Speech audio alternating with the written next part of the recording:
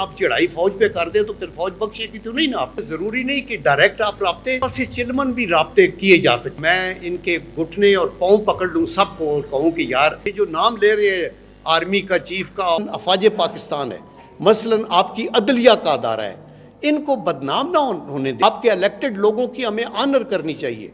آگے چلیں اور خدا کے لیے ایک دوسرے کے ساتھ مل کے چلیں. آپ ہماری دشمنی نہیں ہے، لیکن یہ جو بڑے ادارے ہیں، مثلا افواج پاکستان ہے، مثلا آپ کی عدلیہ کا ادارہ ہے، ان کو بدنام نہ ہونے دیں. اور اسی طرح میں کہتا ہوں آپ کی پارلیمنٹ کے وقار کو مجروح بھی نہ کریں. آپ کے الیکٹڈ لوگوں کی ہمیں آنر کرنی چاہیے. وہ آتے ہیں، وہ قوانین بناتے ہیں.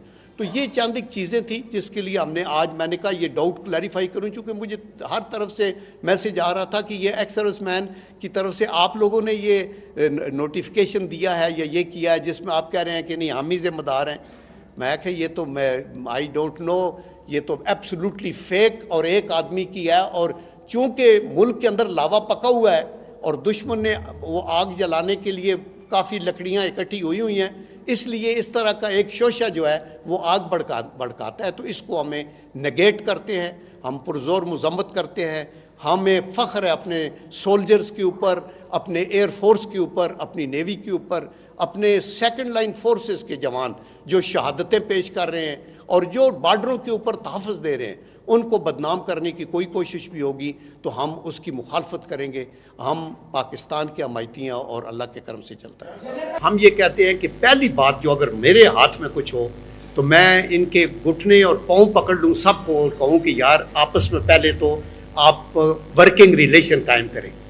مطلب ہے اور دوسرا سیاسی لوگوں کے لیے میری یہ بھی نصیحت ہے کہ یہ ضروری نہیں کہ ڈائریکٹ آپ رابطے پس چلمن بھی رابطے کیے جا سکتے ہیں. جیسے بین الاقوامی سطح کے اوپر ٹریک 2 پالیسی ہوتی ہے نا کہ آپ انڈیا سے ویسے تو ہاتھ بھی نہیں ملا رہے لیکن ٹریک 2 کے اوپر بہت سی چیزیں سارٹ آؤٹ ہوتی ہیں. پولیٹیکل لیڈرز کو چاہیے کہ پولیٹیکل وزڈم اور مدبرانہ سوچ کے ساتھ ساری جماعتوں کے ساتھ رابطے میں ہوں اور بیٹھ کے ایک موڈس آپرینڈی بنائیں.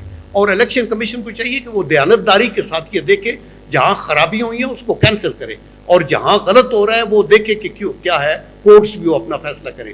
ہم لوگ ریٹائرڈ ہیں لیکن ایون دین ہم اکاؤنٹیبل ہیں. ہمیں حاضر سروس کر کے کورٹ مارشل کیا جا سکتا ہے اگر آپ غلط بات کرتے ہیں، اگر آپ ملکی سلامتی کے خلاف چلتے ہیں، آپ ادارے کے خلاف غلط الزامات لگاتے ہیں. تو آئی ایم شیور کہ اپنا ادارہ وہ اس کے مطابق کر رہا ہے.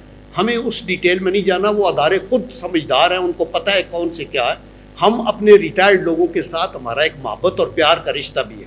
ہم پینشنرز کی بھی عزت کرتے ہیں اور اکراس دی بورڈ ہم ریگارڈ کرتے ہیں ان کے ویوز کو. لیکن ہم اگر ان میں سے کچھ لوگ ایک طرف تو پہلے آپ ایک پارٹی کو اٹھا کے آسمان پہ لے کے جانے کی کوشش کریں اور دوسروں کو ڈاکو چور کے، اور جب آپ کو روکا جائے کہ ابھی بند کر دیتے ہیں یہ ان کو ایک لیول پلینگ فیلڈ دے، پھر آپ چڑھائی فوج پہ کر دیں تو پھر فوج بخشے کی تو نہیں نا آپ کو، پھر فوری طور کے اوپر وہ ایکشن کریں گے. تو یہ ان کے اوپر ہے کہ وہ یہ دیکھیں کہ کون لوگ کر رہے ہیں. ہمارے پاس تو کوئی نہ انٹیلیجنس ایجنسی ہے نہ ہمارے پاس کوئی اتھارٹی ہے. ہم تو صرف اپیل کر سکتے ہیں. ہماری ایک سوسائٹی ہے جو کہ قومی سطح کے اوپر ہے اور اس کا تعلق بالکل کسی پولیٹیکل جماعت سے نہیں ہے. اس کا تعلق پاکستان سے ہے، پاکیزہ سوچ ہے اور یہ صدقہ جاریہ ہم لوگوں کی مدد کر رہے ہیں.